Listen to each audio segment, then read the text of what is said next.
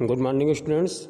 आज हम class 12th chemistry solution chapter के अंतर्गत कुछ संख्यात्मक उदाहरण के विषय में अध्ययन करेंगे। तो सबसे पहले आज हम मोल प्रभाज पर आधारित क्वेश्चन के बारे में अध्ययन करेंगे और परासरण दाब पर आधारित। तो इसमें पहला क्वेश्चन है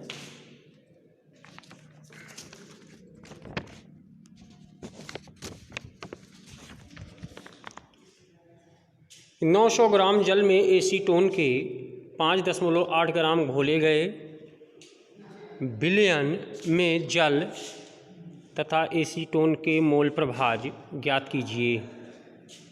एसीटोन का अणुभार होता है 58 यानी 58 और जल का अणुभार है 18।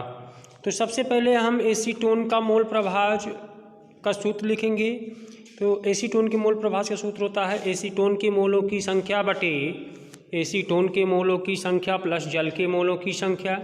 अब हम जल का मोल प्रभाज का सूत्र लिखेंगे, जल के मोलों की संख्या बटे एसीटोन के मोलों की संख्या प्लस जल के मोलों की संख्या। तो सबसे पहले हम इसमें अब जल के मोलों की संख्या निकालेंगे। तो जल का भार है 900 ग्राम और अणुभार 18 होता है, यानी जल के मोलों की संख्या बराबर हमें 50 प्राप्त होगा। इसी प्रकार से हम एसीटोन के मोलों की संख्या निकाल लेंगे। एसीटोन के मोलों की संख्या होता है 5.8 बराबर एसीटोन के मोलों की संख्या बराबर होगा एसीटोन का भार बटे एसीटोन का अणुभार। तो एसीटोन का भार है 5.8 ग्राम और अणुभार होता है 58, यानी 0.1 मोल प्राप्त होगा। हमें एसीटोन के मोलों की संख्या 0.1 प्राप्त होगा। अब हम जल और एसीटोन के मोलों की कुल संख्या निकाल लेंगे, यानी जल के मोलों की संख्या और एसीटोन के मोलों की संख्या को जोड़ लेंगे। तो जोड़ने पर हमें प्राप्त हो जाएगा जल के मोलों की संख्या 50 है और एसीटोन के मोलों की संख्या 0.1 है, यानी हमें प्राप्त हो जाएगा 50.1। अब अतः हम विलयन में जल का मोल प्रभाज निकाल सकते हैं। तो अतः विलयन में जल का मोल प्रभाज बराबर हो जाएगा एसीटोन का मोलों की संख्या है जल के मोलों की संख्या है 50 और कुल मोलों की संख्या है 50.1। तो इसको जब हम डिवाइड करेंगे तो हमें प्राप्त हो जाएगा 0.998। और विलयन में अब एसीटोन का मोल प्रभाज हम निकाल लेंगे। तो एसीटोन के मोलों की संख्या है 0.1 और कुल मोलों की संख्या है 50.1, इसलिए जब इसको हम डिवाइड करेंगे तो हमें लगभग प्राप्त हो जाएगा 0.002। यही आंसर हो जाएगा दोनों। अब दूसरा है हम परासरण ताप के विषय में बात करेंगे। तो एक क्वेश्चन है 0.5% ग्लूकोज जिसका अणुभार 180 होता है, विलयन का परासरण ताप 180 डिग्री सेंटीग्रेड पर निकालिए। घोल स्थिरांक का मान 0.082 लीटर एटीएम के इन्वर्स मोल इन्वर्स है।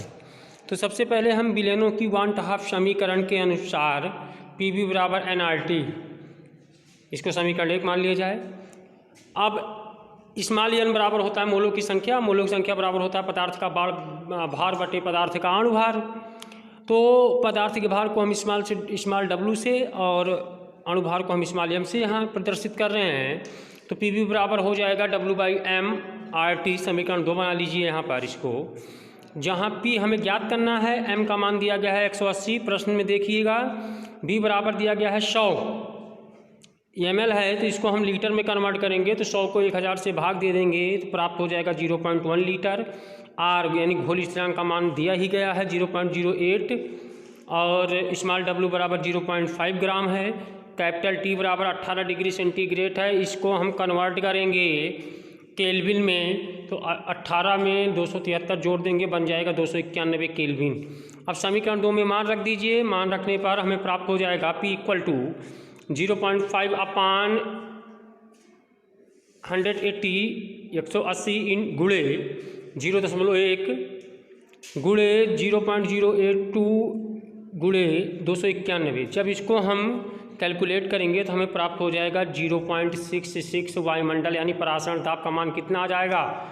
अतः ग्लूकोज विलयन का परासरण दाब 0.66 वायुमंडल होगा।